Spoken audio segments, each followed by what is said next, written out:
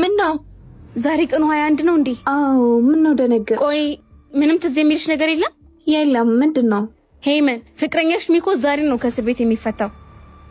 በእኔ ደግሞ ደህና ነገር የምትነግሪ መስሎኝ እና እሱ ወጣ አልወጣ እኔ ምን አገባኛል? እንዴት ነኝ? ምንም እኮ ከእስር ቤት ወጣ ይመስል አምሮብኝ ተይኝ እኮ ብዬ ነው። አረ ጓደኛዬ ተቅረብ። እሷ እኮ ሌላ ህይወት ጀምራለች። ግድ የለም ጓደኛዬ፣ እሷ በእኔ የሚጨክን አንጀት የላትም። ትወደኛለች እኮ 4 ዓመት ሙሉ ለእሷ ብለህ ታስረህ አንድ ቀን መታ ያልጠየቀች ልጅ አሁንም ትወደኛለች ብሎ ማውራቱ ሞኝነት አይመስልም? አይመስለኝም። ሄመን የልጅነት ፍቅረኛዬ ናት። እስር ቤት መታ ያልጠየቀችኝም በናፍቆት እንዳልጎዳባት አስባ እንጂ የኔ ፍቅር ጨክን አይደለም።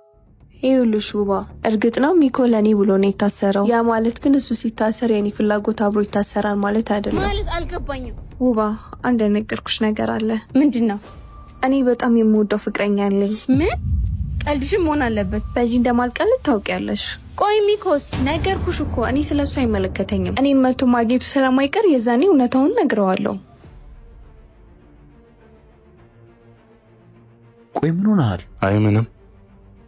እንዲህ እየተብሰለሰልክ ምንም አልሆንኩም። ቆይ ምንድን ነው የሆንኩት? ተናገር። ሚኮ አንተ የተሻለች ሴት ነው የምትቀበል። ሄመንን ተዋት ማለት በቃ ትቅርብ። ቆይ አልፈለግም ብትልስ? ሁለተኛ እንዲህ ስትል እንዳልሰማ።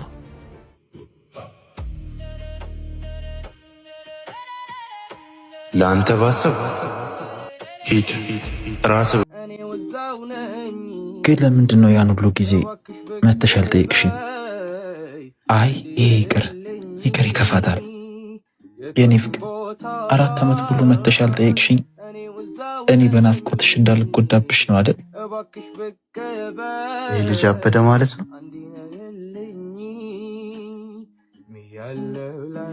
ምን ሆነ ነው ሚኮ? ምንም። በኋላ እኮ ሳገኛት ምን እንደምላት እያሰብኩ ነው። ቅድም ደግሞ አስቀየምኩ መሰለኝ። በጣም ይቅርታ። ችግር የለውም እረዳሃለሁ።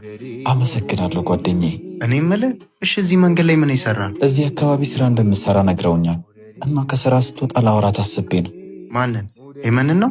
አንተ ደግሞ እና ከሷ ውጪ ፍቅሬ ብዬ የምጠራው ሰው አለን ወይስ እንዴት ብዬ ነው የምነግረው?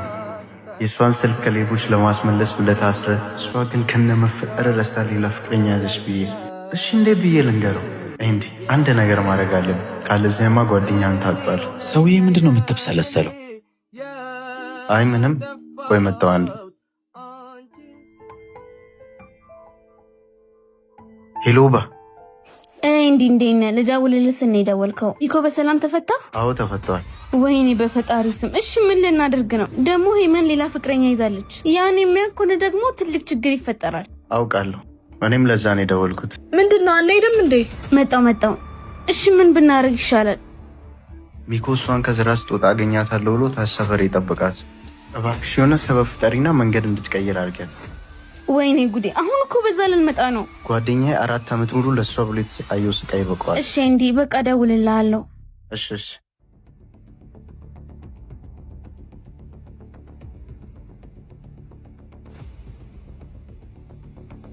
እናቴ ከሸምሱ ሱቅ እንጀራ ገዝተሽ ነው ያለችኝ። በላይ መንገድ እንሂድ። እሺ እንሂድ። እኔ የምልሽ ሄመን። ወይዬ ጓደኛዬ፣ ይሄን ስናገር በጣም ይቅርታ፣ ግን ሚኮን በዚህ መንገድ መተውሽ ለኔ በጣም ጭካኔ ነው። ምን ማድረግ ነበረብኝ? አብሬ መታሰር ነበረብኝ ወይስ 4 ዓመት ሙሉ ለኔ ነው የታሰረው በሚሉ ለታ ቆሜ መቅረት ነበረብኝ? የቱ ልክ እንዳልሆነ በደንብ አድርገሽ ጠንቀሽ ታውቂያለሽ። በምን ምክንያት ወይኔ እንደወረደ ረሳሽው እንዴ? እሺ የዚህ ልጅ ስህተት ምንድነው? አይመለከትሽም። እንደውም ከዚህ በኋላ ስለሚኮ ምንም አይነት ነገር እንድታወሪ አልፈልግም። እንደውም እንጀራውን ተውኩት፣ በታችኛው መንገድ እንሂድ። ኡፍ እውነታውን አንቺ ፊት ለፊት ትጋፈጫዋለሽ። እኔ አራበኝም፣ አንተ ሂድ በቃ።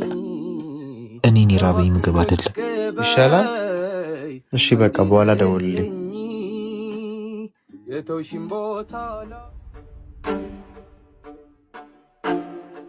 ያ ሚኮ እንዳይሆን።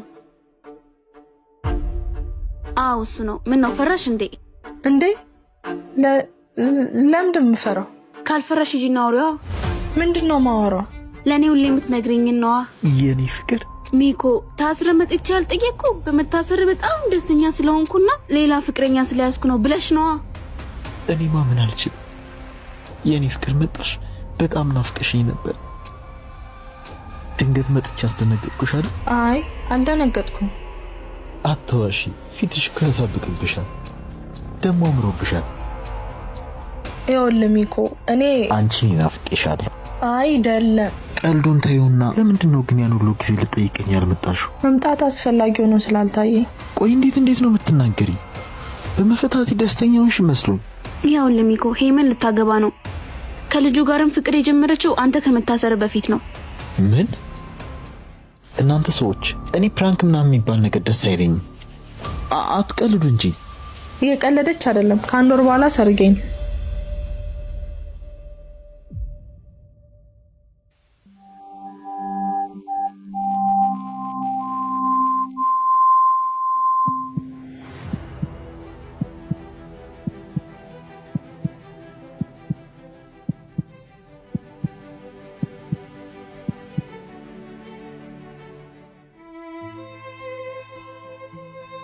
ለካ ሰው መልኩ ሳይሆን ልቡ ነው የሚታየው።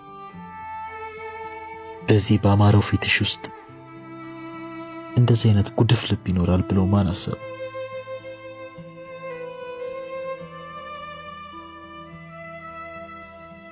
በዚያ የብረት እስር ቤት ውስጥ ሆኜ ለመፈታት ቀን የምቆጥረው የናፈቀችኝን የልጅነት ፍቅሬን ለማየት ነው።